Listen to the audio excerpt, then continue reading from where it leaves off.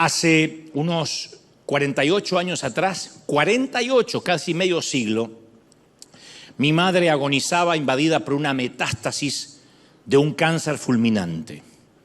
Y como se estilaba hace casi, insisto, medio siglo atrás, todo el vecindario del barrio solía solidarizarse con esa tragedia, con cualquier tragedia que le ocurriera a un vecino en común.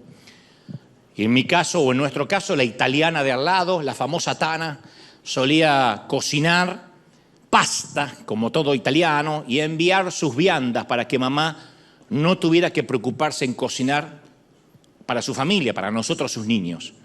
Los rusos de enfrente, porque así se conocía el vecindario, por su nacionalidad, aunque eran descendientes, pero era el ruso de enfrente. Bueno, los rusos de enfrente traían de sus árboles del fondo abundantes duraznos, naranjas e higos que habían cosechado. Le decían a mi papá, tome algo fresco, un poco para paliar la tragedia que mamá se nos estaba yendo.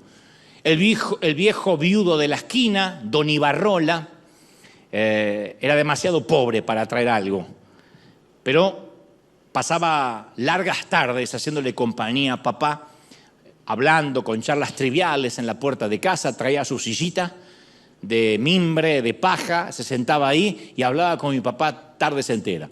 Aún el almacenero de la vuelta, el gallego Nino, que quizás ahora me están mirando sus hijos, sus nietos, le dijo a mi hermano que no nos preocupáramos en pagar hasta que pasáramos el trance de nuestra mamá. No es que nos condonó la deuda, tampoco era tan bueno, pero dijo, no hay problema, lo anotamos en la libretita, el famoso fiado, ¿no? Y cuando pase este trance, entonces arreglamos cuentas. Y eso daba un respiro. Algunos otros vecinos católicos devotos se acercaban solo para decirnos que estaban haciendo una cadena de oración a la Virgen, otros nos dejaban un rosario, alguna que otra estampita. Hasta la curandera del barrio ofreció sus servicios. Vino y sacrificó un par de gallinas al ritmo de macumba, roció la casa del parque con sangre prometiendo que mamá iba a mejorar.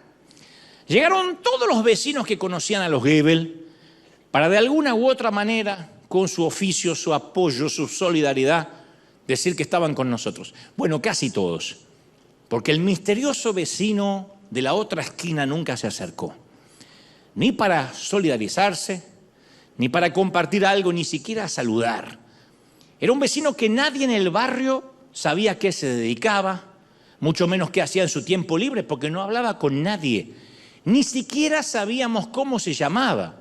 Que aquí es muy normal no saber quién vive en el departamento de junto o arriba. Pero en nuestro barrio se conocían todos. Todo el mundo sabía a qué se dedicaba, si aquella había quedado embarazada de soltera, si la otra tenía ganas de quedar embarazada. Todos lo sabíamos. Pero en este caso no sabíamos nada de él. Y los niños del barrio apostábamos que este hombre era alguna suerte de policía secreto. Otros arriesgaban que era narcotraficante. Podía ser o policía o narcotraficante, en las antípodas, cualquiera de las dos. Daba con el perfil, vestido impecablemente, casi siempre con un traje a rayas, un traje gris, una corbata. Salía de tanto en tanto con su esposa de la casa, subía al auto y jamás saludaba a nadie. Y cuando el auto del misterioso vecino de traje gris pasaba enfrente de casa y mi papá estaba sentado allí con don Ibarrola, mi papá un par de veces levantaba la mano como para saludar, pero jamás el hombre acusó recibo. Ni le correspondió en el saludo, ni siquiera como un gesto educado. De manera que todos pensábamos que sí, tal vez sea un asesino prófugo que se cambió de la identidad para vivir en el anonimato en el barrio de Billinghurst, San Martín. Bueno, eso comentaban algunas viejas chusmas del barrio, más bien profetas. Y la leyenda urbana decía que si alguien descubría su identidad, el misterioso vecino estaría obligado a matarte. Finalmente, el 1 de mayo de 1975, mi familia entera conoció al Señor Jesucristo, aceptamos al Señor como nuestro Salvador y mi madre fue sanada milagrosamente del cáncer. Dios le regaló 40 años más de vida a partir de ese entonces. La sanó, la restauró, impresionante. Dios me la regaló 40 años. Y mi padre, como una manera de agradecimiento, insisto, allá por 1975, cedió nuestro garage donde él guardaba su automóvil para que se hicieran servicios de evangelismo. La idea era que todo el barrio que había tratado de acompañar a mi madre en el trance hacia la muerte, ahora supieran que Jesús la había salvado. O sea, era tierra fértil para predicar. Todo el mundo sabía que se iba a morir y ahora estaba sana y había que contarlo. Y en aquellos servicios improvisados en el garage de casa, que yo he contado más de una vez, que había un cartelito arriba que decía Cristo salva, sana y liberta todos los días menos los lunes. Y aunque suene espantoso, es que había servicio todos los días menos los lunes, ¿no? Llegó casi todo el vecindario. Y para sorpresa de todos, por primera vez en décadas, el misterioso narco de la esquina detuvo su lujoso auto en la puerta de casa. Y por un instante mi papá supuso que vino a asesinarlo. Descendió del auto con un impecable traje gris a rayas, sin mover un solo músculo, hipertérrito, circunspecto, mesurado, imperturbable, sin sonreír. Le dijo a mi padre: veo que han puesto una iglesia, me alegro que por fin hayan conocido a Cristo, estaba orando por eso. Mi padre quedó mudo, no atinó a decir palabra. El narco era evangélico.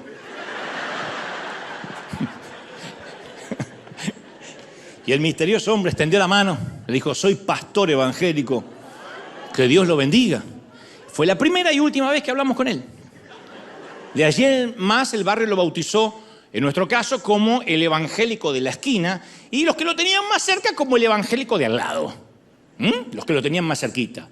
Y desde aquel día me prometí a mí mismo que nunca me convertiría en el patético evangélico de al lado.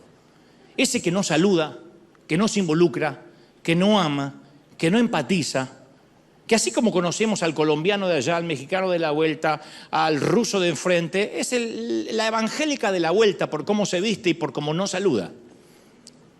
En la serie de Los Simpson, que tanto me han criticado esta semana en las redes, el evangélico de al lado en Springfield es Ned Flanders, el vecino de Homero que siempre está esperando el juicio final.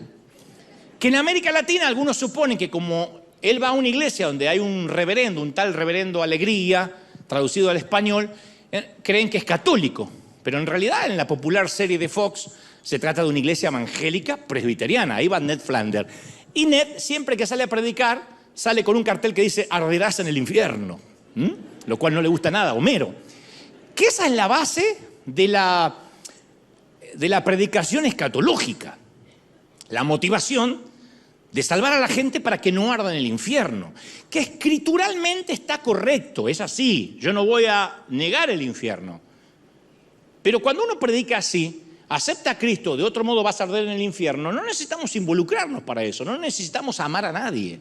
El que se quiera salvar se salva, el que no se quiera no se salva, es su rollo. No tengo vela en este entierro. Y esta versión de la evangelización está completamente enfocada en un miedo al infierno, en ofrecer a Jesús como boleto de escape o, en el peor de los casos, como un seguro de vida.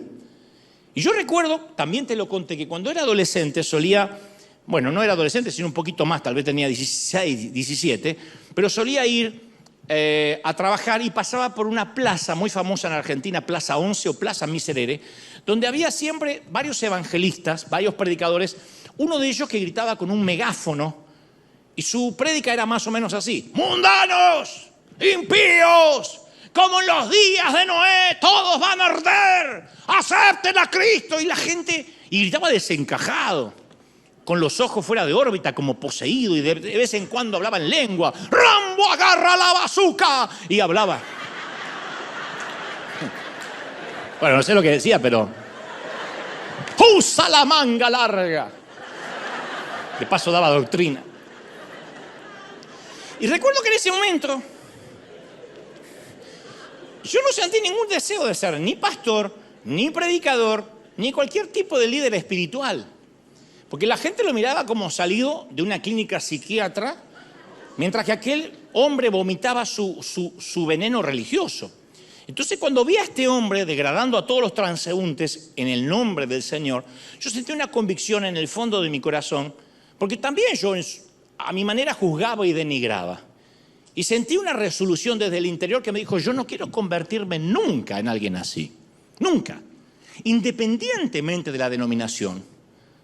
todos tenemos la tarea de llevar el corazón de Cristo al mundo.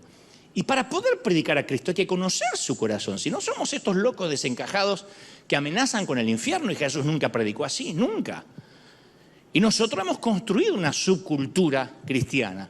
Hemos sido los vecinos evangélicos de alguien, siempre. Tenemos nuestra propia música, nuestra manera de hablar, nuestra moda, nuestras películas, nuestros conciertos. Y no hay nada malo intrínsecamente en eso. Pero a veces nos olvidamos quiénes somos. Nos olvidamos qué hacemos, para qué venimos a la iglesia o para qué venimos al templo.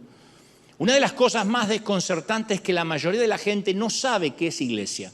No sabe por qué existe la iglesia, incluyendo los cristianos. Si uno le pregunta a una persona promedio, ¿para qué viene a la iglesia? ¿O qué le viene a la mente cuando se piensa en iglesia? Vamos a recibir toda clase de respuestas. Bueno, la iglesia es un edificio, es River Arena en este caso. Bueno, es la reunión del domingo, ¿dónde me congrego? Un lugar donde se reúnen los evangélicos, dicen los que no vienen. Yo siempre suelo contar acerca de la iglesia en la que fui formado en mi niñez y durante mi adolescencia, que insisto, hacían lo que podían, lo que creían que estaba bien, pero nosotros éramos un pequeño grupo minoritario en un mundo lleno de peligros. Siempre nos sentimos así. Cualquier pequeño traspié podía alejarnos de la salvación y también caer en las llamas del infierno.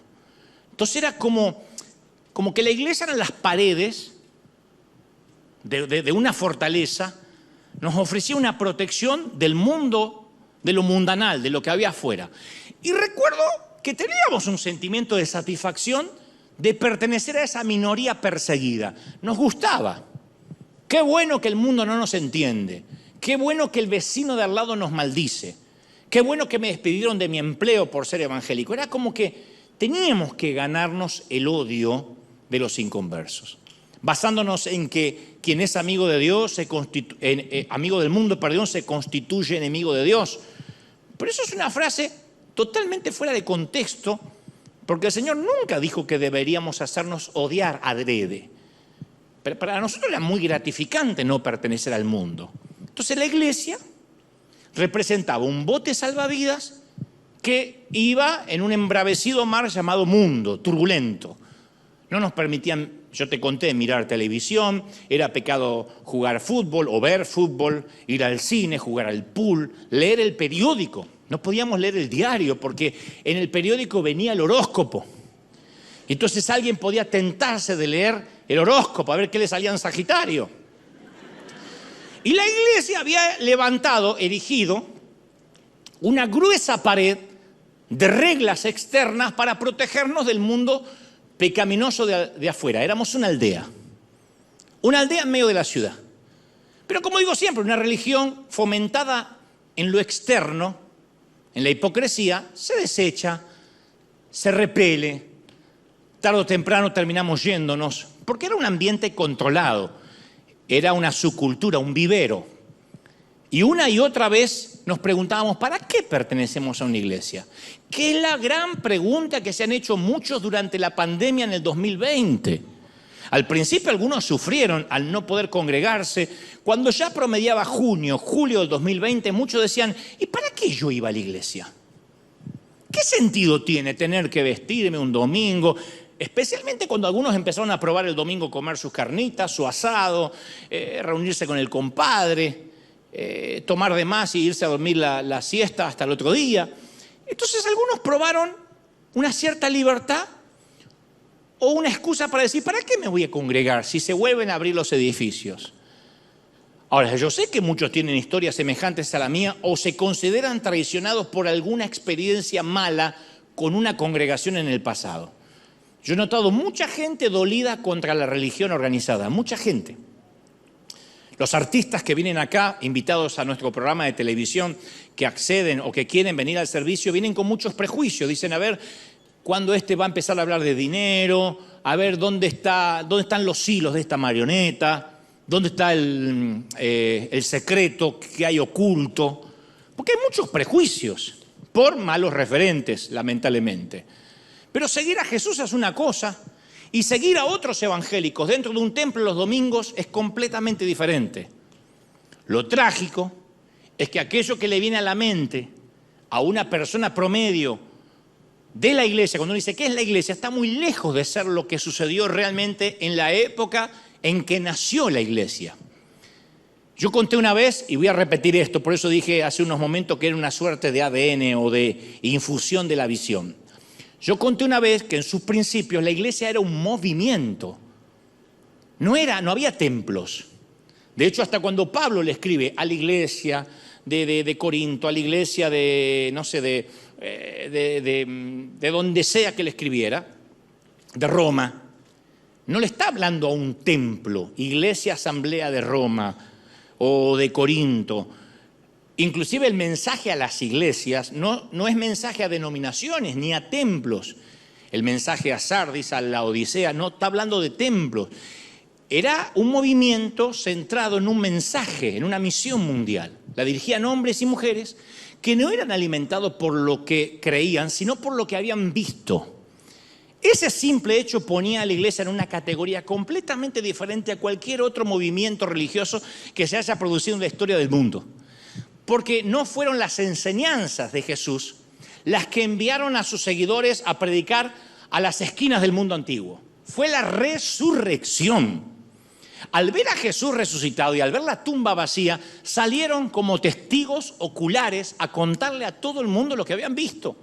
Entonces los hombres y mujeres que conformaron el núcleo de la iglesia primitiva no eran un grupo seguidores de una doctrina o me dijeron que, eran testigos de un acontecimiento. ¿Me siguen, sí o no? Testigos de una tumba abierta.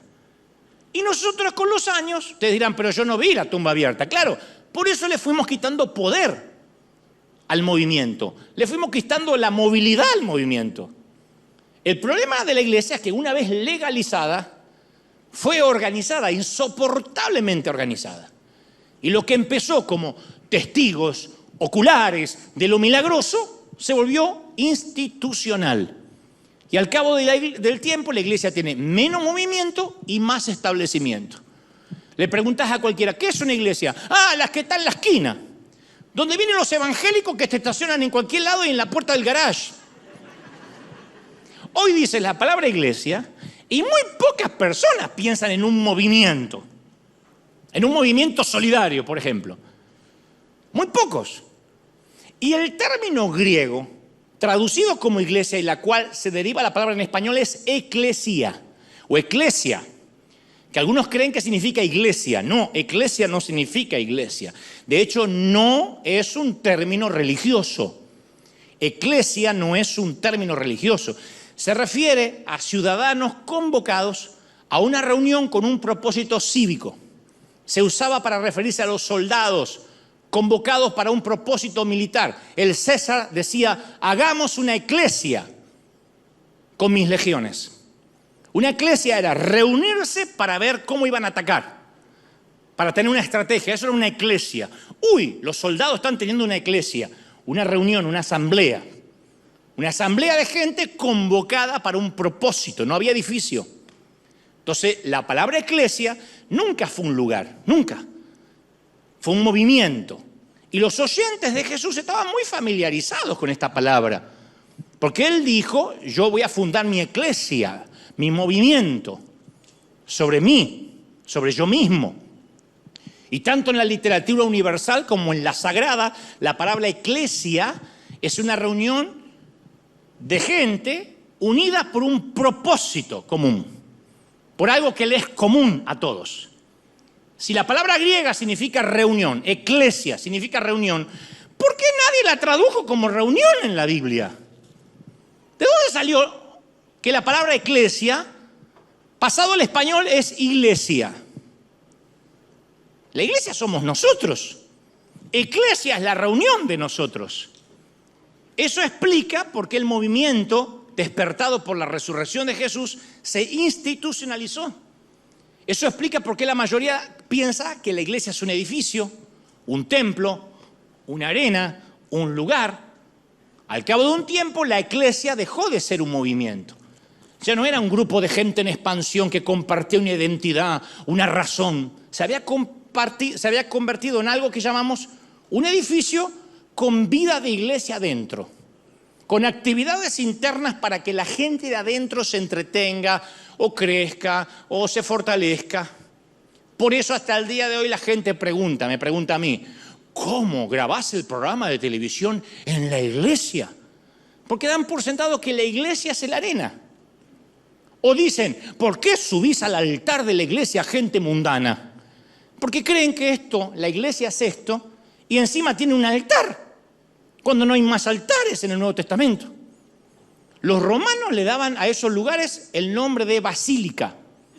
De allí fue tomado por Italia, por Roma, para nombrar basílicas a las grandes catedrales. Basílica eran los edificios públicos, el lugar oficial de reunión. El César se reunía en la basílica, sus soldados en la iglesia, afuera. ¿Me siguen, sí o no? Ustedes dirán, ¿y eso a mí qué me importa? Ya vamos a llegar.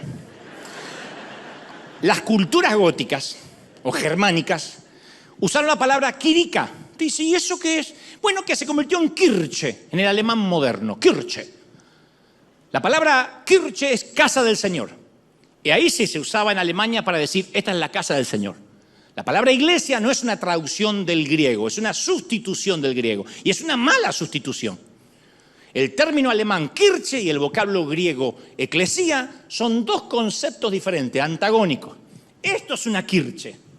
La eclesía es el movimiento, pero la palabra iglesia no aparece. Una eclesía es una reunión de personas con un propósito determinado, con un movimiento. Las puertas de la Kirche se pueden ver. Las puertas de la eclesía de Jesús no se pueden ver. Entonces, con los años, la iglesia ya no era un movimiento edificado sobre la comprensión de quién es Jesús, sobre que la tumba está abierta, se había convertido en un sinónimo de un local. Entonces, la pregunta siguiente es, sabiendo esta información, ¿nos estamos moviendo o nos estamos reuniendo? Porque si solo nos estamos reuniendo, somos, para muchos, el evangélico de al lado. Con pinta de narco o de policía secreto en el mejor de los casos. ¿Estamos marcando la sociedad o solo nos estamos dedicando a celebrar cultos? ¿Estamos organizados alrededor de una misión o alrededor de un modelo anticuado heredado de generaciones pasadas? ¿Somos eclesía o nos conformamos con ser Kirche? Somos eclesía que donde vamos bajo un árbol está la presencia del Señor y vamos a Chiapas y vamos a Tijuana y vamos a Buenos Aires y a cualquier lado y la gloria de Dios nos acompaña porque ahí está River, ahí está la iglesia. O nos reunimos como Kirche. Yo crecí asistiendo a iglesias que estaban pensadas para gente de iglesia. Todo se hacía para conformar al que está dentro. Hay que conformar al evangélico porque se te va. Dábamos por sentado que las iglesias eran para gente de iglesia. No importa que venga un inconverso, que se la aguante. Que aguante nuestro idioma inentendible. Si no entiende por qué la vieja de aquella se endemonió, que después le expliquen. Porque la otra grita, que también después le expliquen. Y si no lo entiende, que no venga más. Aleluya, que se ofenden los inconversos. Había que cuidar que no se ofende el que diezma. Que no cierre la mano. Entonces el mensaje que dábamos al exterior era, una vez que empieces a comportarte como nosotros, serás bienvenido y te puedes unir a nuestro grupo. Porque la iglesia era para gente de iglesia, para gente que ya venía a la iglesia. Entonces era un grupo de doctrinas hecho a la medida de un club elitista. Tienes que pertenecer a este club y vestirte así, hablar así. Y esto hace que la iglesia se empiece a llenar de bacterias, carente de gracia, sin vida. Un día nos miramos y somos un ataúd de lujo con butacas cómodas. Me miran diciendo, qué duro. Jesús dijo sepulcros blanqueados. Jesús dijo cementerios pintados por fuera. Entonces, ¿cuál es la responsabilidad hoy, post pandemia? De guiar a la iglesia en la misma dirección que Jesús quiso originalmente, no como lo hacía la asamblea, la cuadrangular, los bautistas, sino como Jesús la quiso. Yo tengo que asegurarme, en mi torpe intento, que la iglesia funcione como una reunión de gente que se halla en medio de un proceso. Venimos acá en medio del cambio. Estamos cambiando todo, por eso digo, somos todos gente rota. No, si está buscando una iglesia santa, esta no es la iglesia. Acá no hay santos, no es un museo de santos. Es doloroso que haya tantas congregaciones que se casaron con una cultura diseñada para cristianos. Una subcultura que habla de la Gran Comisión, canta sobre la Gran Comisión, pero que se niega a organizar el ministerio en derredor de la Gran Comisión. Siempre le digo a nuestros muchachos, todo lo que hagan ahora, que sea para afuera. Salgamos afuera. Vayamos a dar de comer, hagamos cosas en las esquinas, en las calles. Salgamos afuera, no traigamos gente para adentro. Los que estamos adentro tenemos que estar aquí sabiendo que estamos en proceso, pero para salir. ¿Estoy siendo claro, sí o no? Porque me miran con la carita como diciendo todavía no me cae la moneda. ¿Me siguen?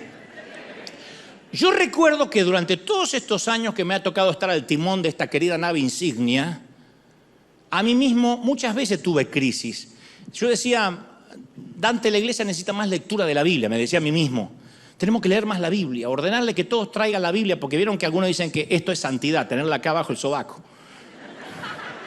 Tenerla como desodorante, no importa que no la vivas, que no la apliques, que tengas doble vida, pero la tienes acá, aleluya. Cuanto más grande, más poderosa la unción. Yo dije que a lo mejor eso. A ver, abran la Biblia en el capítulo 4 del versículo tanto de la página 700 de la Reina Valera, que algunos creen ni saben lo que es Reina Valera, creen que la marca de ropa interior femenina, no tienen la menor idea. Reina Valera, Victoria's Secret, dijo la otra, no tiene la menor idea. Después dije, no, la vida en grupo. Tengo que conseguir que la gente se reúna en los hogares, en células pequeñas, eso va a servir, porque eso funciona mucho en Colombia y a lo mejor funciona acá. Acá al hispano promedio que trabaja hasta las 8 de la noche, que a las 8:15 viene así en el freeway queriéndose dormir, y la mujer le dice, vení que empezó la célula, el tipo se suicida. No, dedica más tiempo a la oración, Dante. Dios no hace nada menos que oremos, gran verdad. No. Estas son cuestiones de guerra espiritual. El motivo por el cual las personas no están cambiando verdaderamente es porque hay mucho demonio y hay que sacar mucho demonio y hay que reprender. Decinos cuántos son, como hacen los brasileños. Decinos cuántos son que están ahí adentro. Vengo solo. No, adora, Dante. Que adoren mucho. Las iglesias que más han crecido es Elevation, Hillsong, Bethel, esas que adoran y ponen a alguien con un piano y que sea una canción de 8 horas y media y que la gente se vaya desmayando de inanición cantando. No, congresos proféticos. A la gente le gusta empoderarse. Que venga alguien y les meta power y le unja y le ponga así, lo tira aceite y le haga un huevo frito y eso le va a encantar. Ahora, hay una verdad bíblica en cada uno de estos puntos. Creo que todos estos puntos tienen un lugar en nuestro peregrinaje y desarrollo espiritual. Yo no los estoy subestimando. Lo que digo es que a veces todo eso termina siendo una capa protectora para que las personas olviden lo que es ser la iglesia que Jesús quería o la que tenía en mente. Son como actividades dentro del edificio que ofrecen razones para que nos olvidemos lo que Dios quería. Son efectos placebos que nos alejan del mandato ir y predicar. Por eso todos estos años yo he intentado, aunque torpemente, que River esté compuesta por personas que miremos, lleguemos acá y toda la gente que llega al servicio mire hacia arriba, alrededor, afuera y finalmente hacia adentro. Lo diré otra vez. Arriba, alrededor, afuera y finalmente hacia adentro. Que generalmente este orden es al revés de la mayoría. En primer lugar, te lo voy a explicar. Miramos hacia arriba. Yo acostumbraba a acercarme a la iglesia cuando era más joven, ir a cualquier templo con espíritu de consumidor que discrimina. Iba como crítico de cine. Muy duro el culto hoy, la verdad que aburrido. ¿Será que me pueden devolver la ofrenda? Era algo como, a ver, entreténganme. Denme algo que me guste. Pero la iglesia debería ser lo opuesto a un teatro. Aquí es donde Dios se convierte en espectador de nuestra adoración. Dios está sentadito y nosotros. Por eso se llama servicio a Dios. Porque lo más importante ocurre dentro del corazón de la gente, no entre los que están sobre el escenario. ¿De qué te sirve verme a mí que me agarre el don de lengua y empieza, ay, qué ungido que vino hoy? ¿Y eso qué te edifica? Entonces uno tiene que salir del servicio diciendo, ¿le agradó a Dios lo que hoy le ofrecí? Y no, ¿qué saqué yo de esto? ¿Qué me dieron? Y a ver que, bueno, por lo menos me anoté para que me regale el mueble. ¿Qué saco de acá?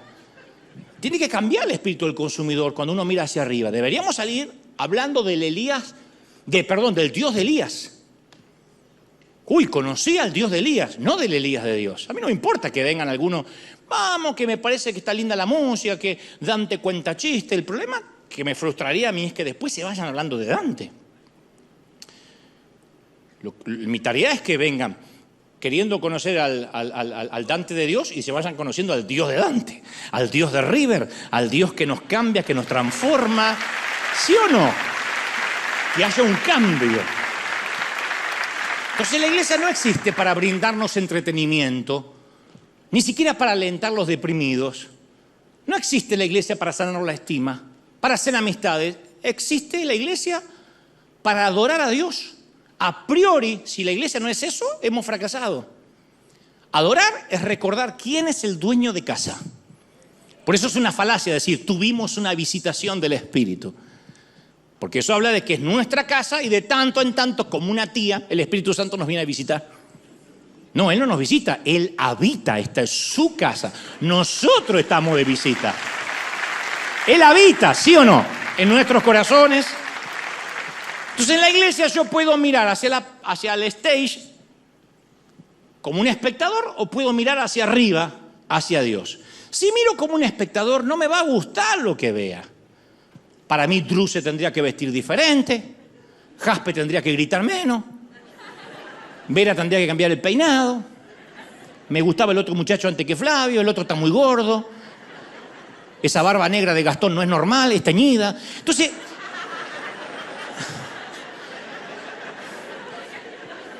esas cosas nos distraen porque venimos a ver un show. Ahora, yo no estoy diciendo que no tengamos excelencia en la presentación. Digo, el mismo Dios que se tomó el trabajo de especificar los detalles concernientes a los sacrificios de los animales de los israelitas, le dijo en un momento, yo no necesito un buey de tus establos o las cabras de tu corral, porque todo animal del bosque es mío y el ganado de mis colinas. A ver si nos entendemos. Cuando ellos se centraron en los aspectos exteriores de la adoración, erraron el blanco. Dios estaba interesado en un sacrificio del corazón. Está buena la excelencia, pero la excelencia por sí sola no hace nada. La excelencia por sí sola es un concierto de Luis Miguel, o de Bublé, o de Shakira. Menos Bad Bunny, todo el resto.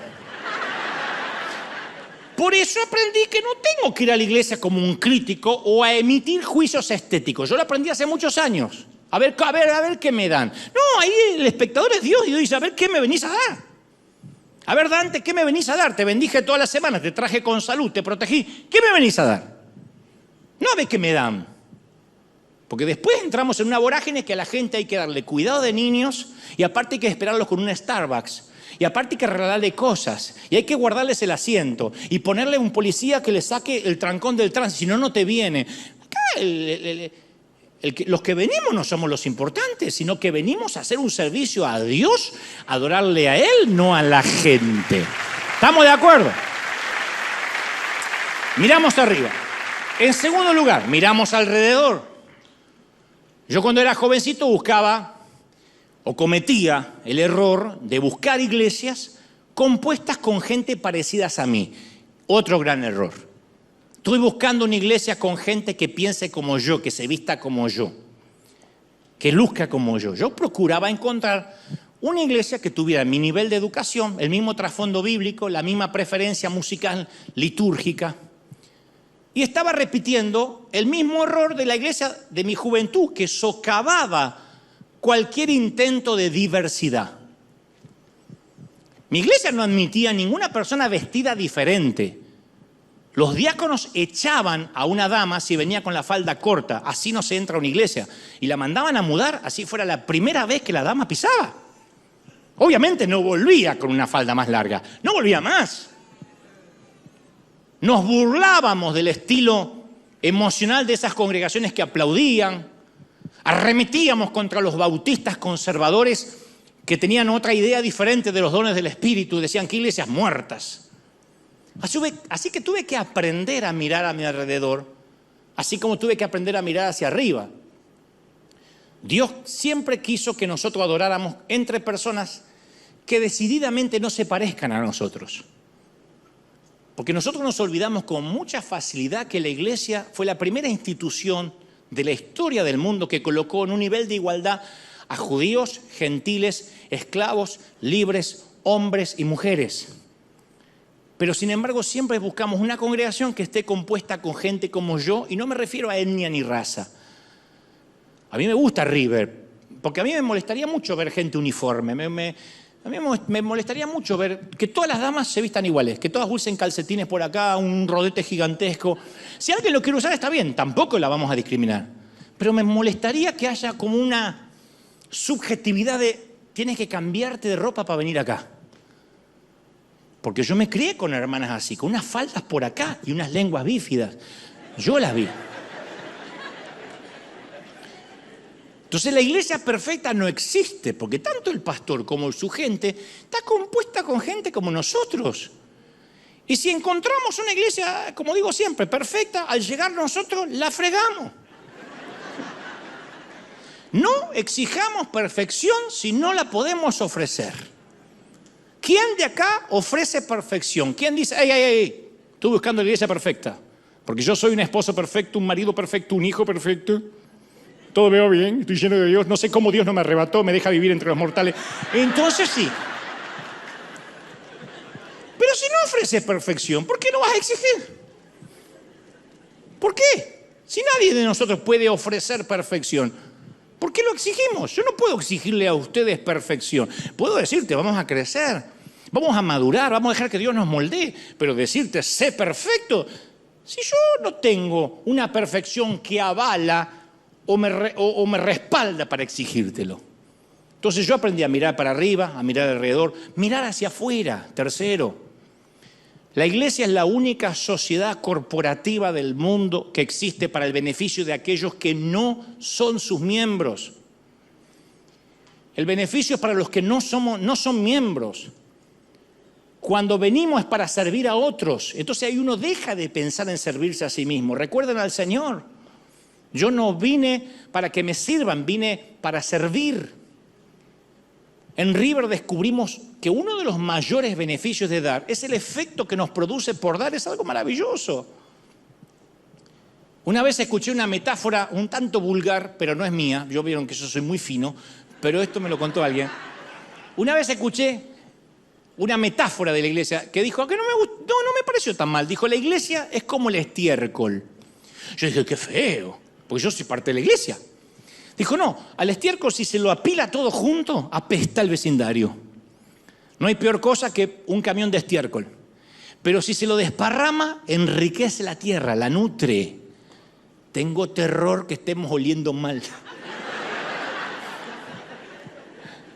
Por eso no hay mejor cosa que una iglesia que comprende la necesidad de mirar afuera, que dice, vamos a desparramarnos.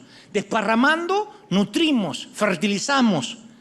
Yo estoy plenamente convencido que al salir hacia afuera, ese es el factor determinante de cualquier iglesia. Dios envía las almas cuando una iglesia tiene mirada hacia afuera. Carlos Anacondia siempre me dijo, ¡date! Porque él habla así, siempre está predicando él. Cuando se reúnen 2 o 3, Dios siempre está en el medio. Pero la Biblia no dice cómo está. ¿Sabés cómo está? Está dentro de la iglesia, pero por la ventanita, mirando a los de afuera. Entonces, no te jactes en decir, el Señor está acá. Porque el Señor está, pero tiene ganas que salgan afuera. Salir afuera es preocuparse por los que hoy no vinieron. En un primer momento puede dar la impresión que salir afuera, bendecir, gasta energía, recursos. Nosotros amueblamos, ya llevamos 2000 y tantos hogares amueblados completamente a nuevo. Invertimos mucho dinero, claro. porque tenemos que pagar un warehouse, le digo a la gente afuera, es como un gran depósito, tenemos que pagar varios empleados que están allí trabajando, la logística, los camiones, tuvimos que comprar camiones, pagarle a esos empleados para que vayan a amueblar casas, y la mayoría de los muebles nos lo donan nuevos, ni siquiera tienen defectos. Walmart, Costco, nos donan la mayoría, porque no podemos ir a una casa y decirle, mire, le ponemos la cama pero le debemos la nevera. O mire, había 2 camas nomás, así que el tercero va a dormir en el piso. Lo que no está lo tenemos que comprar, porque hay que bendecir completamente a la gente, incluyendo la decoración. Entonces es una inversión. Mi pregunta es, ¿por qué no hay otras iglesias, especialmente anglos, que lo hacen? Le pregunté si había, yo dije, acá tiene que haber algo raro, si Costco quiere donar tanto, ¿cómo es que no hay iglesias haciendo fila para recibir la donación y bendecir? Lo único que te exigen es que no vendamos nada, que todo tiene que ser regalado. Y nos dijeron la razón en las asambleas de Dios, es porque no hay iglesias, ni anglos ni hispanas, que quieran gastar $1 en bendecir a gente que ni siquiera saben si va a venir después a congregarse. No quieren invertir en empleados, ni en warehouse, ni en camiones. No hay quien lo quiera hacer a pesar de que le regalen todos los muebles. No lo quieren hacer porque no, es una inversión, porque es invertir y esa plata nunca vuelve. Y nosotros hemos descubierto que en River es todo lo contrario. Más damos, más recibimos en todo sentido, más bendecidos somos. Alguien tiene que decir amén. Cuarto, miramos hacia adentro. Finalmente miramos hacia adentro. No hay nada que yo pueda hacer para que Dios me ame más o Dios me ame menos. Lo hemos dicho siempre. Si nuestras iglesias lograran transmitir la gracia a un mundo competitivo que juzga, que clasifica, ajeno a la gracia, entonces nos convertiríamos en lugares de gente que se reuniría de a miles. Porque cuando yo vengo a la iglesia siempre me miro hacia adentro. Yo no estoy mirando a ustedes, yo me miro a mí. Señor, quita las rivalidades, las críticas, los celos, las envidias. La iglesia debe vivir en un estado de gracia. Yo te conté que mi papá brindó su garage para los servicios, allí en el 75. Y en esos primeros pasos teníamos muy en claro que el mensaje era para todos. Había que traerlos como sea. Pobrecito, traíamos siempre lo he contado, un paralítico llamado Pinto, Don Pinto, que había quedado cuadripléjico, no podía ni hablar. Y la mujer decía, era italiana, decía, llévenselo a mi marido, llévenselo porque le gusta a él. Y él decía, y lo llevamos a un lugar. Pero ¿sabes por qué no le gustaba? Porque no había culto que no lo intentaban hacer caminar. Lo agarraron de esa rueda y decía, hoy, y el pastor encima era de la Asamblea de Dios de Brasil, que le gusta el milagro. Entonces decía, va a caminar, Pinto, va a caminar. Y decía, no. Le sacaron el bastón y decía, ¡pum! Torta contra el piso. Y mi papá era el encargado de llevarlo de vuelta a la mujer y volvía todo amoreteado, con un ojo cerrado. La tana decía, ¿qué te pasó, viejo? Él siempre se queja, dice la mujer. Vénganlo a buscar mañana de vuelta.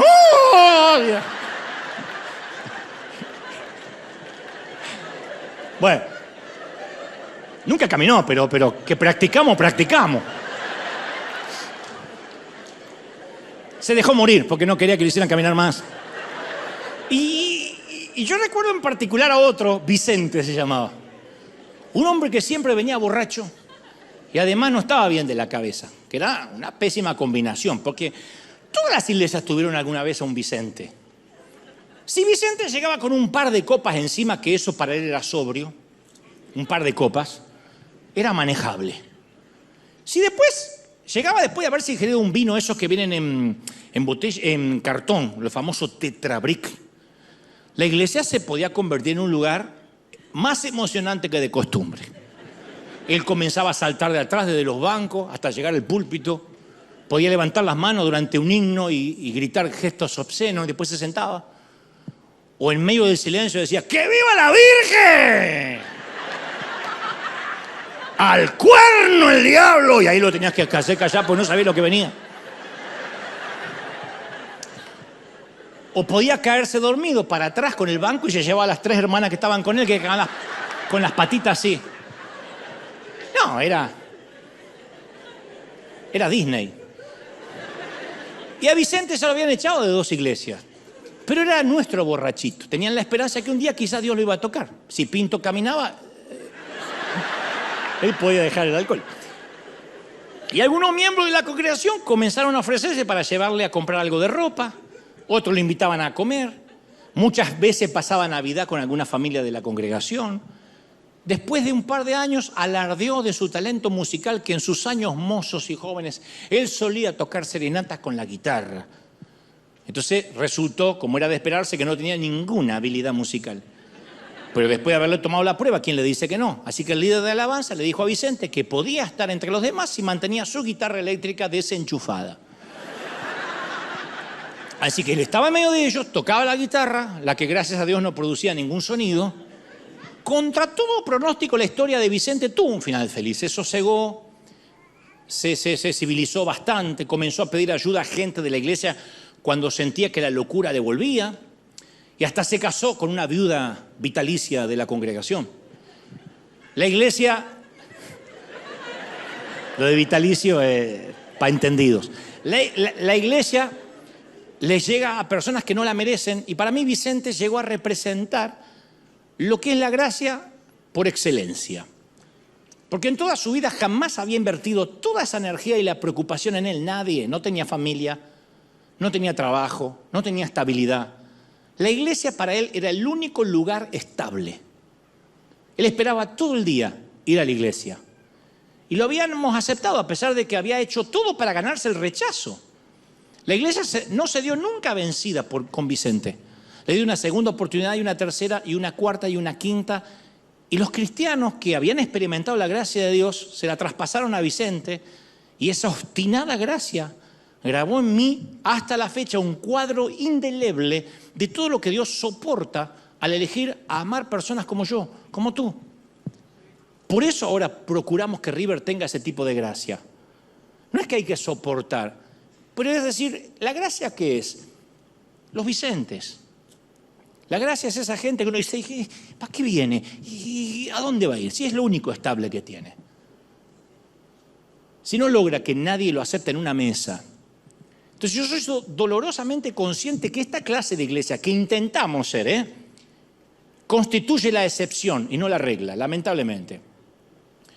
Muchas iglesias ofrecen más entretenimiento que adoración, más uniformidad que diversidad, más exclusivismo que programas de extensión, más ley que gracia.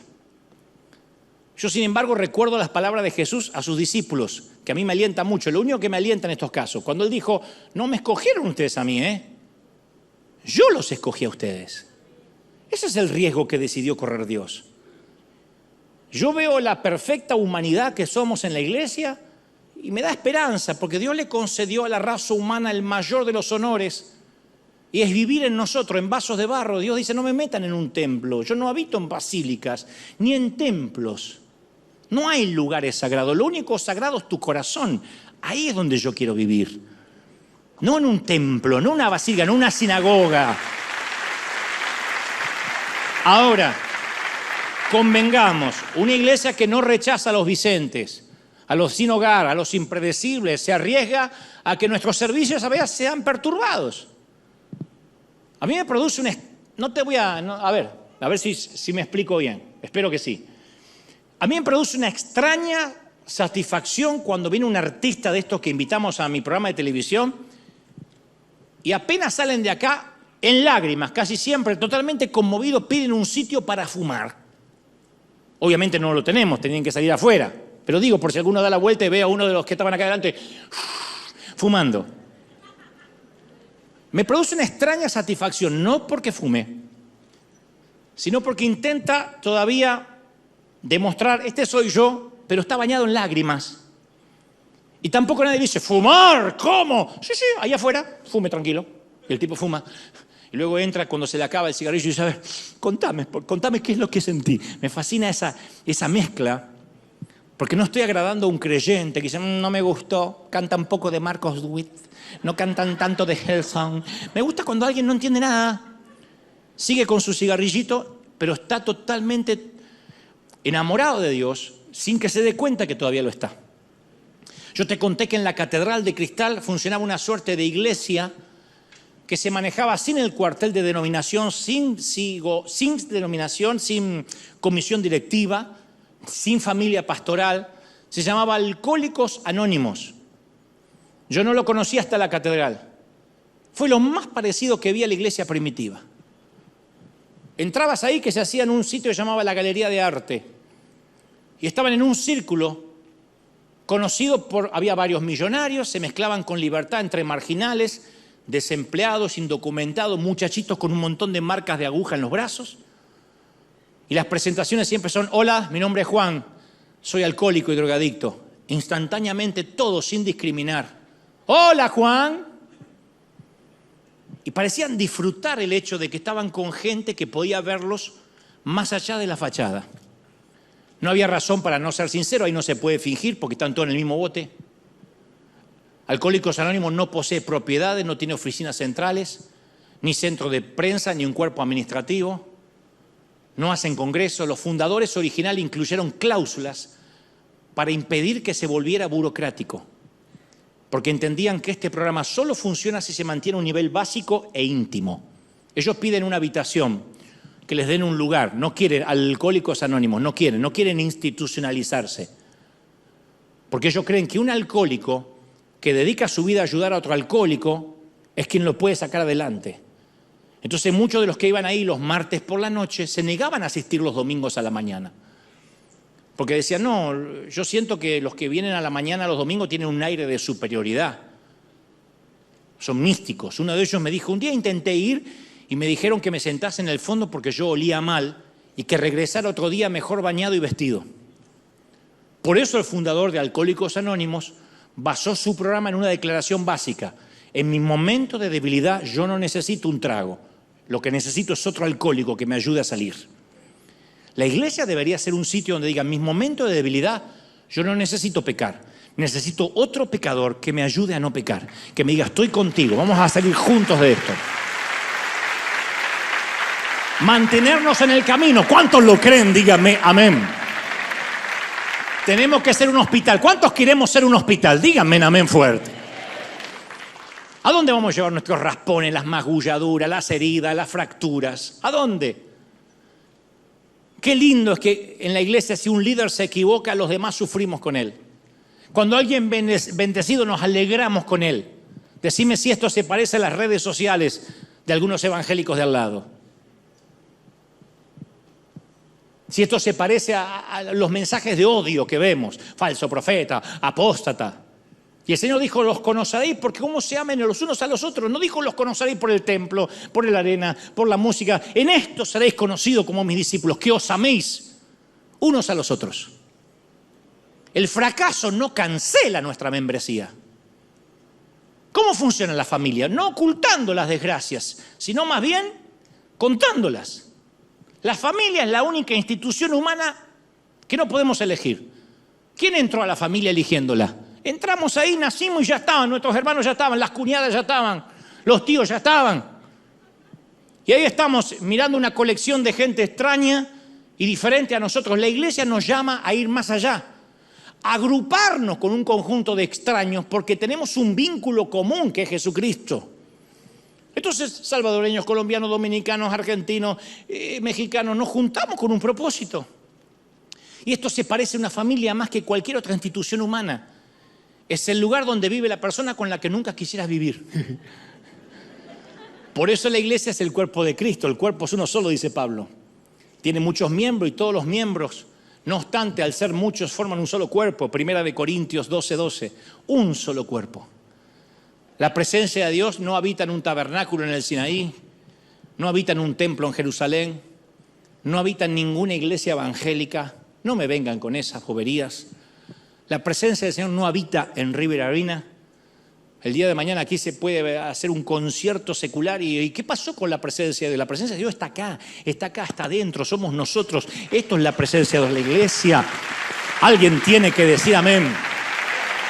El Señor eligió vivir dentro de gente neurótica, rota como nosotros, y por alguna razón Él se revela a sí mismo, no a través de una columna de nube ni de fuego, ni siquiera a través del cuerpo físico de su hijo de Galilea, sino a través de nosotros, esta colección híbrida que conformamos River.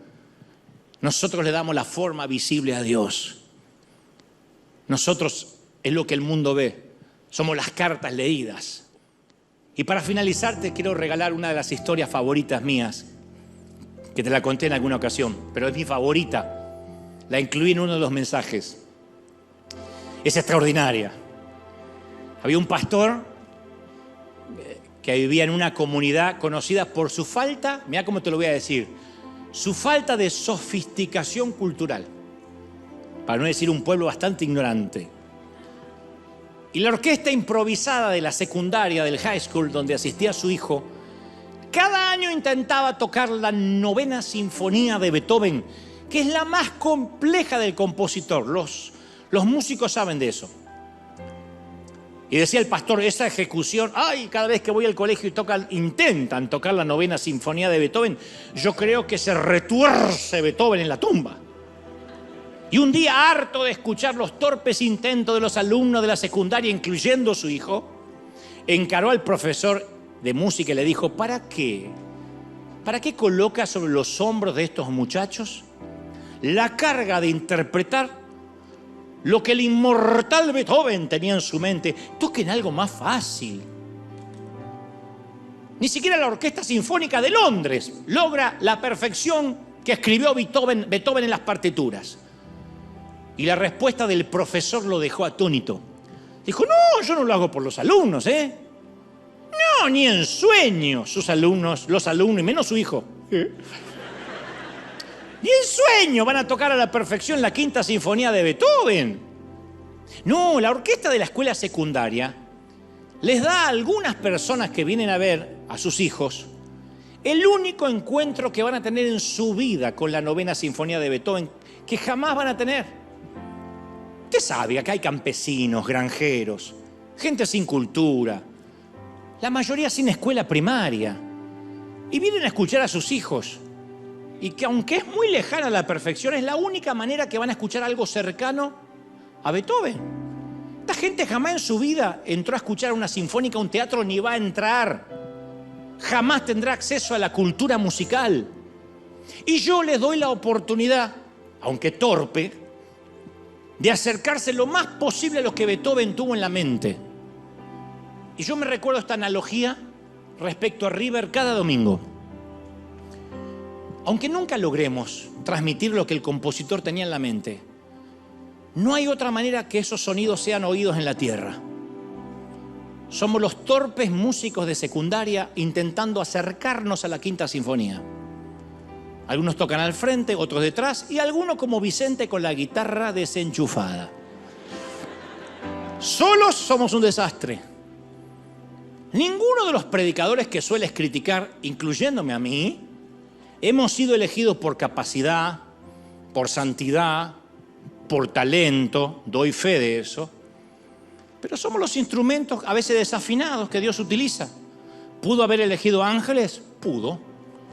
Pero juntos, cada uno a su manera, hacemos el intento de acercar algo parecido a la melodía del cielo a la gente. La iglesia y sus predicadores seguiremos siendo los torpes músicos que intentamos interpretar lo que Dios tenía en mente cuando escribió su partitura con sangre. Pero tu iglesia imperfecta, incluyendo a tu pastor aún más imperfecto, es un noble intento del gran profesor para que oigamos su melodía. Es su tesoro en vasos de barro. Es su gran tesoro en vasos de barro. ¿Pudo haber delegado su partitura en ángeles? Claro. Pero te prefirió a ti, me prefirió a mí. Y aquí estamos con errores, con virtudes, pero intentamos hacer que este movimiento nunca se detenga. Dios quiera que nadie te identifique como el evangélico de al lado, ¿eh? Y si alguien te pregunta acerca de qué religión eres, dile, soy un pecador en recuperación. Te invito a recuperarte al mismo hospital al que asisto cada domingo. Un lugar donde se reúnen los curiosos, los convencidos, los escépticos, los que tenían fe, los rotos, los quebrados, los consagrados, los convencidos. ¡Esto es iglesia! ¿Acaso existe otra manera? Dale un aplauso al Señor grande. Vamos, vamos, vamos, vamos. Vamos, vamos, vamos, toquemos la quinta sinfonía. Celebra, celebra, celebra con un gran aplauso al Señor si crees que Dios te habló. Si crees que Dios te habló, celebra al Señor y dile: Dios ha hablado esta mañana, bendito sea el Señor. ¡Aleluya! ¡Wow! Más, Dios ha hablado hoy. El Señor ha hablado.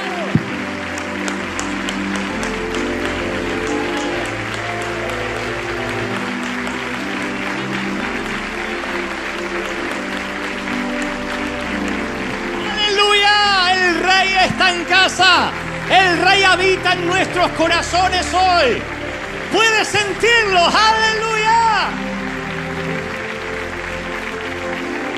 Me gustaría que aquí en el resto del mundo todos repitamos esta oración. Di conmigo: Señor Jesús, entra en mi corazón, perdona mis pecados. Fuerte, anota mi nombre en el libro de la vida. Ayúdame, Señor, a ser mejor, a ser santo, a seguirte hasta el fin de mis días. Ahora sí, levanta tus manos, quiero orar por ti. Vamos a orar todos juntos. Aquí los que están en casa, los que están en otras partes del mundo, vamos a orar. Yo quiero escuchar la oración. Somos miles aquí en este servicio de River Arena. Vamos a orar para empezar a mirar hacia afuera, para mirar alrededor, para mirar hacia adentro, para mirar hacia arriba. Vamos a decir: Señor, cambia nuestra manera de ser iglesia. Todos orando, todos orando, todos. Dile: Señor, algo va a pasar este momento, esta mañana, tarde o noche, donde nos estén mirando ahora. Estoy orando, vamos. Ahora sí, los que tengan el bautismo del Espíritu, intercedan como conviene. Estén orando, estén clamando, digan: Señor, algo está cambiando en nosotros. Somos una iglesia de evangelismo, una iglesia de avanzada, una iglesia que va al frente. Como dijo alguien, una iglesia con traje de etiqueta para una buena primera cita, para que la gente te conozca, Señor. Y luego otros seguirán sus caminos y buscarán otras congregaciones, pero somos aquellos que mostramos un Señor que abraza, un Señor que ama, un Señor que no juzga, no discrimina, un Señor que acepta a los diferentes, los distintos. No importa lo que el mundo diga, Señor, envíalos del norte, del sur, del este, del oeste. Envía a la gente católica, envía a los musulmanes, los reformados, los presbiterianos, testigos de Jehová, los agnósticos, los ateos. Envía de todas las naciones, Señor. Habrá asistencia, habrá amor, habrá amistad, habrá gracia para los perdidos. Yo lo creo, Señor. Vamos, levanta las manos. Dile: Señor, quiero ser un agente de cambio. Quiero ser sal donde hay sin sabor. Quiero ser luz donde hay tinieblas. Todos orando, todos. Yo quiero escucharte, iglesia. Comienza a clamar ahora. Ora y dile al Señor: haz en mí un agente de cambio, un agente que transforme, alguien diferente, pecador ayudando a otro pecador. Estamos en crisis, estamos en problemas, pero no dejamos un soldado herido atrás. Y no te dejo atrás. Se supone que soy tu pastor y estamos juntos en esto. No te dejo atrás, iglesia. Levanta las manos y bebe. Dile: Señor, estoy recibiendo esta palabra. Recibo esta palabra. ¡Oh! Todos. Todos orando, todos clamando. Diga: Señor, hay nuevas cosas. Hay nuevos caminos que se abren. Viene un tiempo nuevo para la iglesia. Aquí en el mundo, en las iglesias de todo el continente, de toda la región. Un tiempo donde Dios dice: mi gracia será derramada y yo enviaré los que van a ser salvos. Y habrá filas y habrá gente haciendo líneas para entrar en las congregaciones donde no se discrimine. Yo, dice el Señor, mi espíritu los transformará. No subestimemos lo que el Señor puede hacer. No subestimemos lo que el Espíritu Santo puede hacer. Reciban ahora, recibe, levanta las manos y dile: Señor, estoy recibiendo este mensaje. Este mensaje transforma mi vida, mi mente, mi alma. Padre, he predicado lo que me has dicho que diga. He transmitido a tu pueblo lo que me has dicho que diga, a los que están nuevos, a los que están por primera vez. Gracias, Señor, por ser este grupo maravilloso de gente que llega a los perdidos. A los que hoy te han recibido, a los que de otras partes del mundo están recibiendo esta presencia tuya, este cambio de corazón. Oramos y pedimos bendición para todo lo que va a venir. Declaramos bendición en todas las áreas. Di conmigo, y en tu casa también, me encantaría en los últimos minutos, di conmigo: Señor Jesús, Ayúdame a ser iglesia, la que tú querías. Ayúdame a ser eclesía. Fuerte, ayúdame a ser eclesía. A predicar, a llevar las buenas nuevas al perdido, al oprimido, libertad a los cautivos. Amén, amén y amén. Lo creo, lo declaro, lo confirmo. ¿Pueden sentir que el Rey está en casa, sí o no? Dale, dale, dale una celebración gloriosa al Rey de Reyes. Qué pena que tenemos que terminar, si no nos quedaríamos cantando más tiempo. Que Dios te bendiga, que Dios te guarde hasta el domingo que viene. Chau, Eclesia, chau, River, firme como talón de oso. Chau, chau, chau, chau.